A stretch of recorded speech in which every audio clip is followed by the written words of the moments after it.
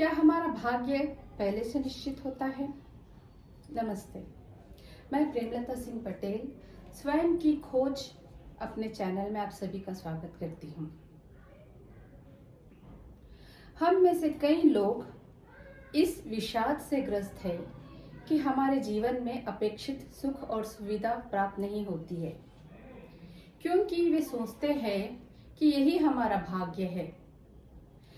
ऐसे ही परिवेश में हमने जन्म लिया है, किंतु आपका जन्म आपका प्रारब्ध निश्चित करता है कुछ सीमा तक, संपूर्ण नहीं।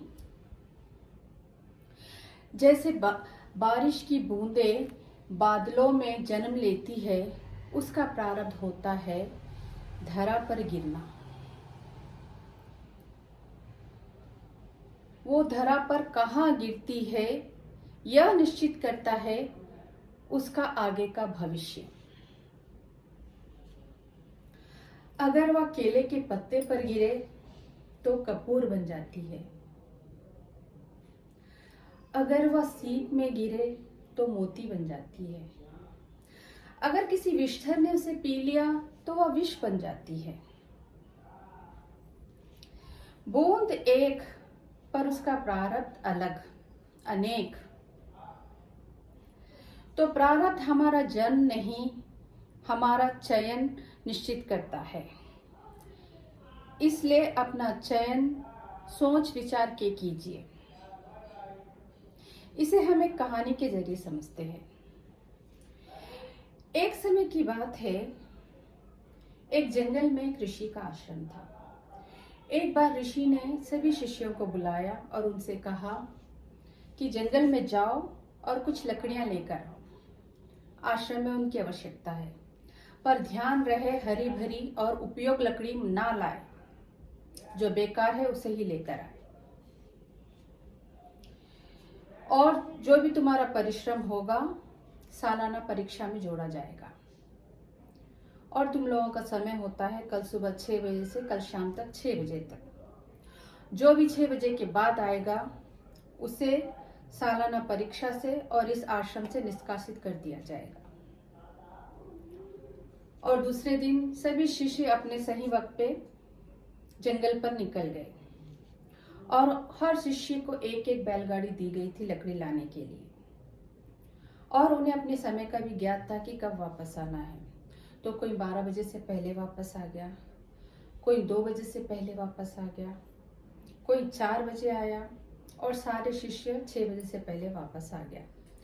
जब गुरुजी ने देखा कि सारे शिष्य उपस्थित है, पर उनमें से एक शिष्य अनुपस्थित थे जो अभी तक वापस नहीं आया था, और उसका नाम था सुशर्मा। गुरुजी को चिंता हुआ कि पता नहीं वह क्यों वापस नहीं आया। उन्होंने कहा कि ठीक है, हम थोड़ा समय इंतजार कर लेते हैं। 7 बजे तक इंतजार किया, 8 बजे तक इंतजार किया, 9 बज गए। अब गुरुजी को गहन चिंता होने लगी। उन्होंने सभी शिष्यों को बुलाया और कहा कि मुझे लगता है कि सुशर्मा के साथ जंगल में शायद कोई हादसा हो गया है और हम सब लोगों को चलकर देखना चाहिए। जब गुरुजी यह कह रहे थे तभी एक शिष्य दौड़ते हुए आया और उसने कहा, गुरुजी गुरुजी सुशर्मा आ गया है। गुरुजी को बड़ी प्रसन्नता हुई। तो उसने पूछा, कहाँ है सुशर्मा, कहाँ है? तो उस शिष्य ने कहा कि वह आश्रम के बाहर खड़ा है।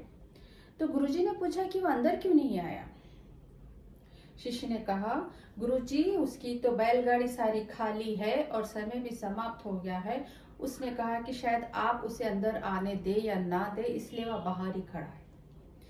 तब गुरुजी उसके पास गए और उन्होंने सुशर्मा को गौर से देखा। सुशर्मा बहुत ही बेहालत में था, बहुत ही थका हुआ था। गुरुजी ने उसकी तरफ देखा और बैलगाड़ी की तरफ देखा और मुस्कुरा दिए। सारे शिष्य चिंतित थे, आश्चर्यचकित थे कि गुरुजी को क्या हुआ, वो मुस्कुरा क्यों रहे हैं।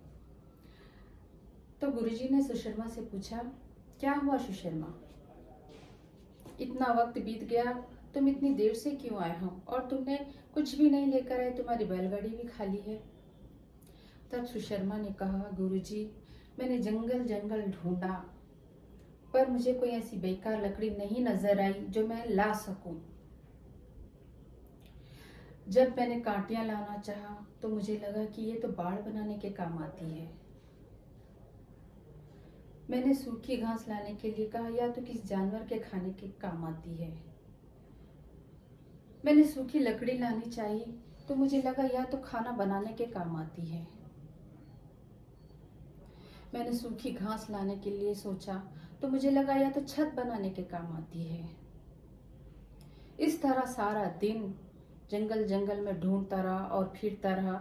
मुझे ऐसी कोई अनुपयोगी लकड़ी नहीं दिखाई दी जो मैं ला सकूं और आपको दे सकूं। मुझे क्षमा करिए गुरुजी, मैंने अपना कार्य पूरा नहीं किया, मुझे क्षमा कीजिए। तो गुरुजी ने कहा, नहीं सुशर्मा, तुम इस परीक्षा में सबसे उत्तम आए हो। सभी शिष्य आश्चर्यचकित थे कि ये क्या कह रहे हैं गुरुजी। तब गुरुजी ने कहा कि यही तुम लोगों की एक सबसे बड़ी परीक्षा थी, देखने के लिए, क्योंकि इस धरती पर जो भी चीज आती है, चाहे वो लकड़ी के रूप में हो या पानी के रूप में हो या इंसान के रूप में हो, उसका कुछ ना कुछ प्रारब्ध होता है, उसका कुछ ना कुछ मकसद होता है। और हमें भी अपने मकसद को सही ढंग से चयन करना चाहिए, सही ढंग से चुनना चाहिए, क्योंकि बिना मकसद के, बिना प्रारब्ध के एक कण भी इस धरती पर नहीं आता। और सुशर्मा ने आज उसके जीवन का मकसद समझ लिया है। तो अपने जीवन का भी प्रारब्ध समझिए, अपने जीवन का भी मकसद समझिए और अपने जीवन में आगे बढ़िए। धन्यवाद।